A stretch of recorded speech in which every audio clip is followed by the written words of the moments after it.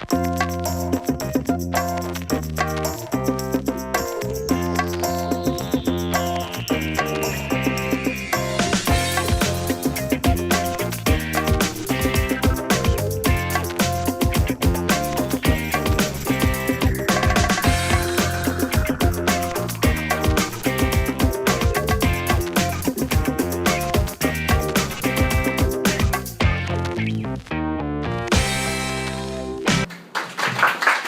morning, everyone. I'm actually quite happy to be invited because I'm not exactly from the digital, well, yes, I am from digital, but not from the creative side. My wife always asks me, say, why you get invited? Because you're not exactly in an agency. At best, I actually teach corporate communications at university. Why are you invited? You know, the most creative part of your day is like gelling your hair. So, yeah, that's exactly what she said. So, but I'm actually quite flattered that I get invited. So, I'm going to share with you some personal story. You know, I'm actually born in Hong Kong, go to a local school, but I was fortunate enough to actually attend, or my father, you know, got tired of me when I was 15, sent me to Australia. So when I was invited to talk about revolution, I was actually kind of like, okay, well, is it about myself or is it about my passion or something more? So this is the neighborhood that I lived in. It's in Causeway Bay. I used to skateboard around Causeway Bay and ride my BMX bike, and just like any delinquent kid in, you know, LA or somewhere else in, you know, around the world. You seldom see that here in Hong Kong nowadays, right? You don't see them. But that was me. Got sent to a really, really strict grammar school in Melbourne. You're not allowed to speak. You basically sit down, you wear your uniform, same way as what Hong Kong does. Yeah. So I'm not actually being trained to question others. Typically, I'm not. So we just follow rules. Now, it's early, so I'm going to ask you a question, okay? So this question is something quite interesting. You know, which country do you think has a higher life expectancy? I'm going to share with you. I'm sorry? Hong Kong. Very well. And this is the reason why I think all of you come to Hong Kong, right? Is that true? Yeah, I think so too. The statistics tell, actually, that Hong Kong offers the best environment. It's above Singapore, above UK, above New York, Canada, you name it. The only place that probably beats Hong Kong is one of those capital cities that allow gambling. Macau is one, and also Monaco, I think. Okay, good, thank you. This is the reason why I'm back in Hong Kong. You know, I've been traveling around, but just like any other kids, I had a vision. You know, I got brought up with a lot of pop culture, you know, different type in TVB actually, and of course it comes with a lot of advertising. And this is one of the things that I always wanted. You know, want to ride on the streets, big wheels. It's one of those that I really like, and everybody in Hong Kong used to love this. And when you grow up as a teenager, you want to be some kind of like muscle man, right? And we used to roll up our newspapers, Ming Pao, whatever, and then we tie it together and you know act like we have nunchuckers. You can't get those easily actually in Hong Kong. Anyway, so this is actually what we all grew up in. This is how I grew up in as a Hong Kong local. Anyone remember this? Can anyone? Chips, right? That's how I grew up when I was in Hong Kong, and that's how I got me riding BMX bikes in Hong Kong, thinking that I'm gonna be cool. In future, I'm gonna be an officer, and on a bike. Indeed, I actually got a when I was in Australia. I was lucky enough to get because my father ride bikes, so I was lucky enough that I actually got a bike when I was 18-year-old in Australia. So that was when Top Gun was actually 1986 was hot, right? So we all think that this is the way that the future is, but and eventually you get there and you get all the good-looking girlfriends, but this is not exactly what I intended. I became an engineer, okay? So an engineer typically spend their life with the computer and try to solve problems.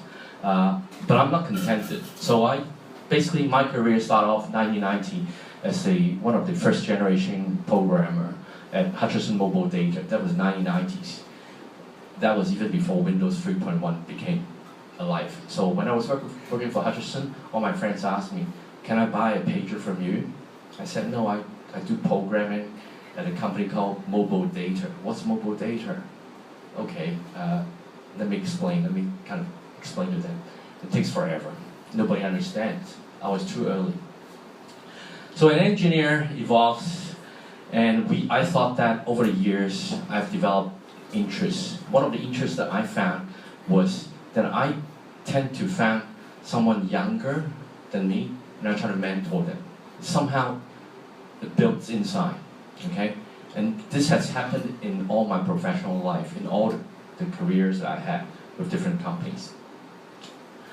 And when I immigrated to Canada, oh, by the way, this is not my car, okay? I had all the stock options from previous companies that I worked with, whether they are listed in Taiwan or US. So I saved up a bit of money. I thought that when I immigrated to Canada, that was when 9/11 happens. I immigrated to Canada and I opened up a toy store. I mean, tell me, how many people the wife can put up with a husband that can open up its own toy store? Wow, right?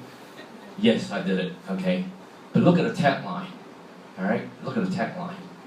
Boy toys sounds kind of very corny because every customer asks me, say, why boy toys? Well, this is the whole point of bringing you into the store, right? It's a mom and pop store. But the idea is to motivate the younger generation, you know, start playing something interesting, perhaps you get somewhere. So this is actually not my car, but it's actually one of my customers. And he comes here and he spends money, okay? Anyway, this is my real car. All right, so some advertising, typical, you know, North American type. I was actually quite surprised that the topic last time was robotics, right? Yeah, I think I missed that. But anyway, I love the video. So the idea is to mentor a lot of youth to become engineers. So this is one of the kids that actually worked part-time for me. He used to hide behind his mom when he comes to purchase his stuff. Then, you know, give him the opportunity. He's now a PhD student, almost graduating at the University of Toronto. So he's a real engineer in material science. And one of the story that I want to share with you was this kid. This is a local kid. His name is Samuel. He's only graduated from local Ivy College, but throughout the last 5 years since he started interning with us, he had become a superhero. And this is my notion. My notion is you have to build a story and let your team know that this is something important. You know, you could be a superhero. Now, he joined us as an intern, and he's been with us for 5 years now. And we've been around. He never traveled around before. He got his first passport when we sent him to training in Malaysia. In fact, it was for Blue Ocean Strategy, where I was trained as a practitioner. So he now helps out in my company and to develop a product which is called Open Heart. Open Heart last year has helped 25 charities to raise 50 million Hong Kong dollars using technology that he develops. Okay, so basically these are all some of them my students. This is actually my daughter, so I push her out to help. So Open Heart basically appears at events. We do charge a nominal amount, but we solve a big problem that they couldn't solve. So we support most of the events. You know, at the back you can see us, where a lot of patrons got a lot of engagement. And each time they get, the system is built on game theory, and through the game theory you get a lot of engagement from the participants, because you know in auction logics, you know, you want engagement, you want them to be instantly gratified. So we've appeared in pretty much all the charities around in town. We do have competitors, but our hero has developed the story. We have helped many charities in Hong Kong to solve a problem and reach their higher targets. So to me, I think the story behind this is we think both Samuel and I think that we are Robin Hood. We are a superhero of some sort. So we've actually coined this name. Well, we didn't coin it. It's Robert Hood is an old English name for Robin Hood. So you can go back to the history of Nottingham, but this is how I pitch with some of the charities. We are the Robin Hood. We use our skills. We use mobile technologies. We use engagement, and we try to help. We wouldn't want to say rob the rich to feed the poor, but rob Peter to feed Paul. So we think that with our technology, we would like to bring more benefit. So this year, we're going to even make it a big leap forward by making it available, scale it to worldwide. So this is my story. This is what we've done. But now I have a new passion. I still want to create change. One of the change that I think that you can all help to become an advocate is about the use of air conditioning in Hong Kong. This is the problem. Because we are living in a high chain in terms of the GDP, we spend a lot of money on cooling, okay? And the government does that too in public places, it's 20 degrees.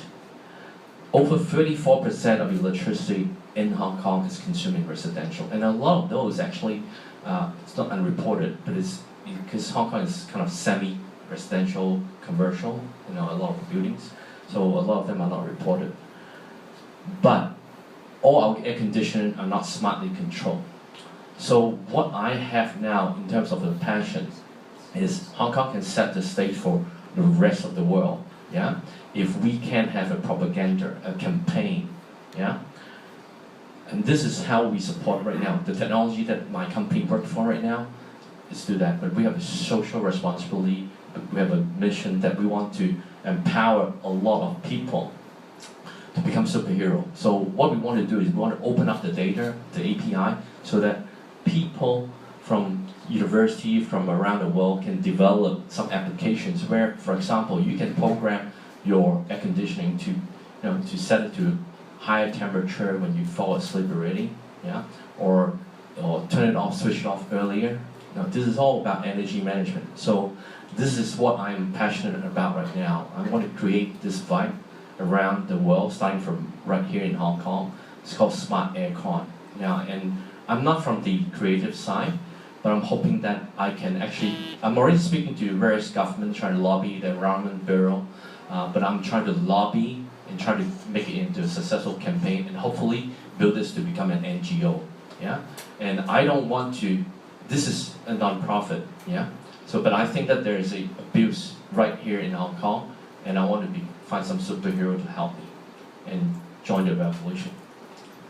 Okay, so this is what I have, and I'll pass the microphone to the other speakers. I don't want to hold up for too long. Thank you, Diane.